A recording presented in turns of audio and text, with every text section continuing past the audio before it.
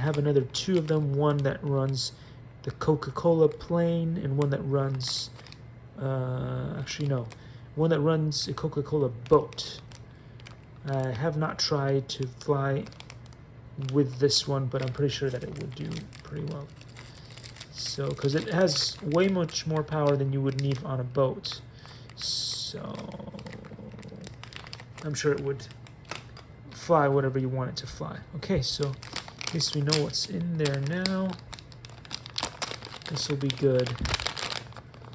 Figure out how to run it. And in here, there's a bunch of parts. But most importantly, it has huge props. And I'm not sure why it has huge props. Because usually a motor with this size... Well, it has a low kV-ish. So maybe it'll run this prop. I don't know.